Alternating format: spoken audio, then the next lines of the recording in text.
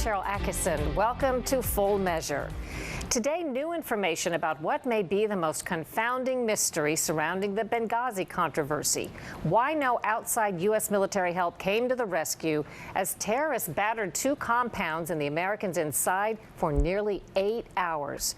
4 Americans were killed, Ambassador Chris Stevens and diplomat Sean Smith, along with former Navy SEALs Glenn Doherty and Ty Woods. In recent days, the House Benghazi Committee heard from key figures in closed-door testimony. They include former CIA Director David Petraeus and former Defense Secretary Leon Panetta. And later this week, they'll hear from a third official that few have probably heard of. Jeremy Bash, former Defense Department Chief of Staff, whose email happens to be central to our report today.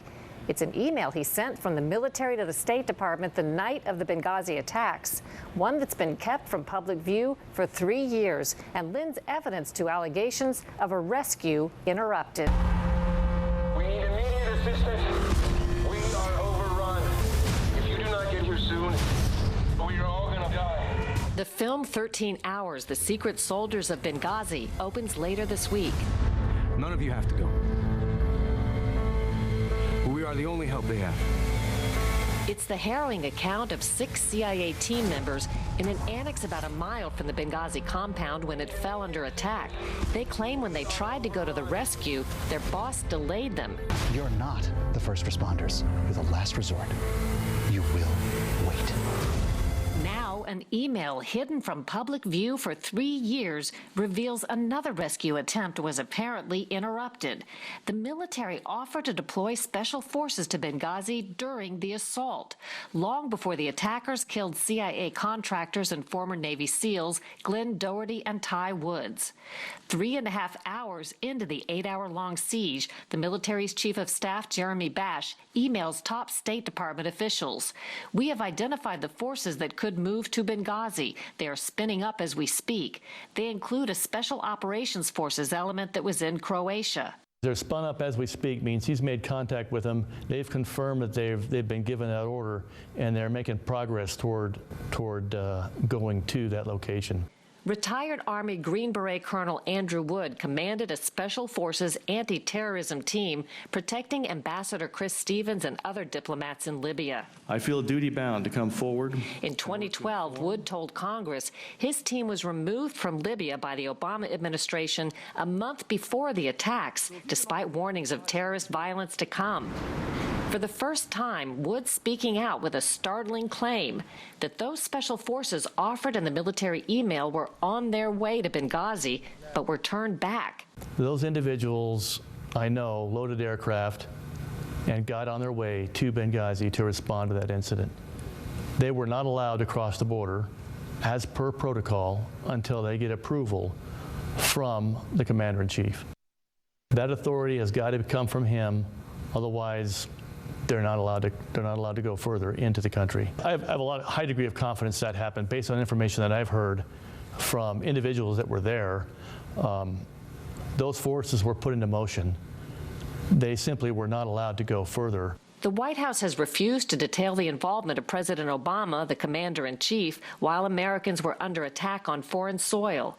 Following a short briefing at the beginning of the assault, he virtually disappears from the public narrative. The White House declined to comment for this report, but has long denied any assets were available or ready and said everything possible was done. Yet the email indicates special forces were ready and high-ranking Obama administration officials or principals were to weigh in. Assuming principals agree to deploy these elements, we will ask state to secure the approval from host nation, the military tells the State Department. Please advise how you wish to convey that approval to us. Inexplicably, nobody did seek Libya's approval for the U.S. forces to fly in to help. The availability of special forces is news to Greg Hicks, the top U.S. diplomat in Tripoli during the assault. In 2013, Hicks testified he was repeatedly told there was no military help available. I asked the defense attaché who'd been talking with AFRICOM and with the Joint Staff, is anything coming? Will they be sending us any help? Is there something out there?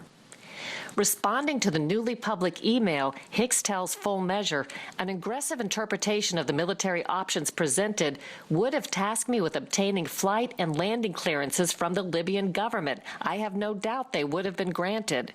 Significance of this memo, what would you say? It's incredibly significant, and you would understand why the administration wouldn't want people to see that those elements within the government that were tasked with the protection of, lives and property actually started the process and were stopped. Gary Burnson is a former CIA senior operations officer and chief of station.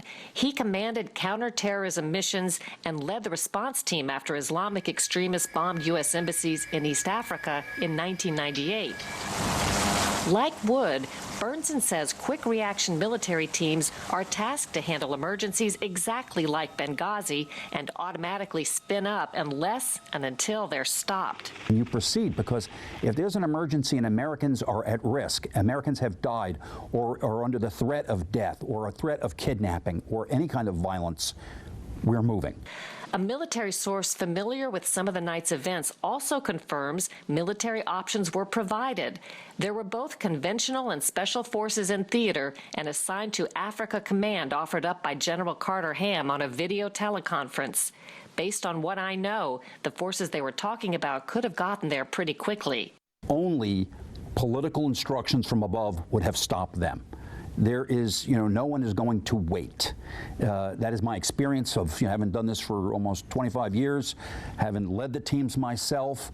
You're proceeding, you're going. When we come back, what Obama officials have said about the military response that night, and we ask why a rescue would have been interrupted. Was any DOD asset ever deployed to help these people before the end of the attack?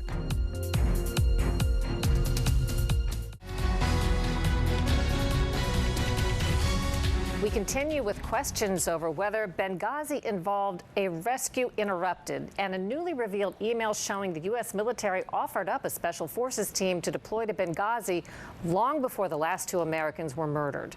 But the Obama administration never sought approval for their planes to fly into Libya.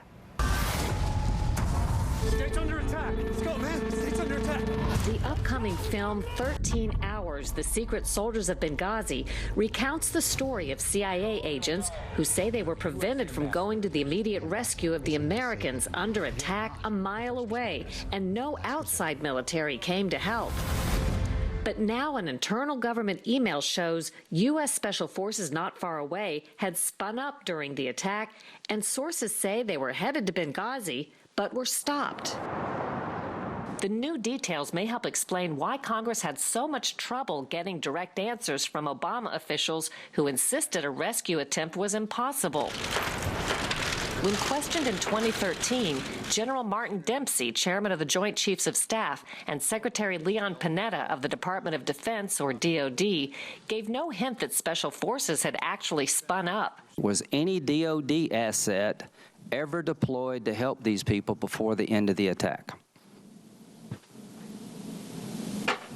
Would you rephrase? Would you? Was any DOD asset, aircraft, or individual soldier ever put in motion to help these people before the attack was over? If I could, as soon as we knew there was an attack, the National Mission Force and the FAST teams began. My question is, did anybody leave any base anywhere to go to the aid of the people under attack in Benghazi, Libya, before the attack ended?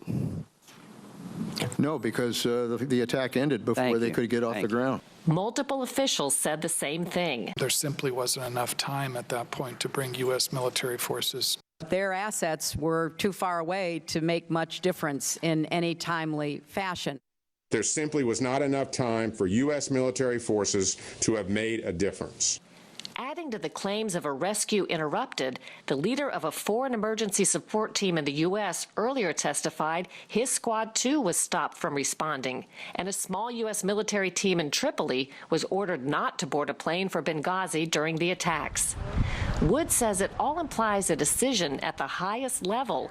Otherwise, he believes the military would have gotten in position to respond 5 hours before the Benghazi attacks, when the U.S. faced a related crisis. Islamic extremists overran the American embassy in Cairo, Egypt. Their compound had been breached, and there were people now inside their buildings under protection of Marine guards waiting for someone to bust into the rooms. To me, that would signal that somebody should be getting those reaction forces ready to stand by and perhaps move.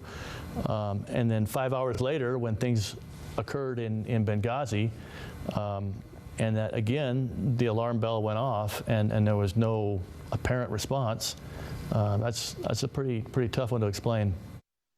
With events transpiring in Cairo, at the embassy in Cairo, I think the decision not to react may have been made very early on in the day when those events were transpiring, so that by the time Benghazi happened, it wasn't going to happen because that decision was made early on. If so, why isn't clear. But the attacks came 8 weeks before the 2012 election.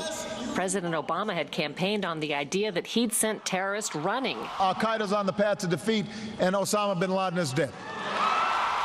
Critics say deploying the military to terrorist attacks could have been viewed as more harmful to the campaign than the incorrect explanation the administration gave that protesters attacked after being whipped up by an anti-Islamic YouTube video. I know, I understand, Father. A Special Forces soldier for 24 years, Wood says his team and U.S. diplomats in Libya were briefed that if they ever got into trouble, those Special Forces in Europe were tasked with coming to the rescue. They're kept in a high state of readiness just for that purpose. So they're willing and able and ready to jump on. They're like the fire department in any town, in any city in the United States. To illustrate how close the U.S. Special Forces in Croatia were, a commercial flight taking off at the start of the Benghazi attacks with an hour-and-a-half layover in Turkey could still have arrived in Libya before Woods and Doherty were killed. But the Special Forces offered up by the military ended up at the U.S. naval base at Sigonella, Italy, instead of Benghazi. And in a delay that remains unexplained, it took 17 hours from the time the military said they'd spun up for them to make that hour-and-a-half flight from Croatia to Italy, far too late to help. I operated there under the belief that those reaction forces would be there for us if we got into some kind of trouble like what happened. Two groups of testimony given under oath by government officials were there were no forces that could have responded quickly, and that even if they had scrambled more people, they couldn't have gotten there in time to make a difference. I don't believe either of those reflect the truth of what occurred on the ground there.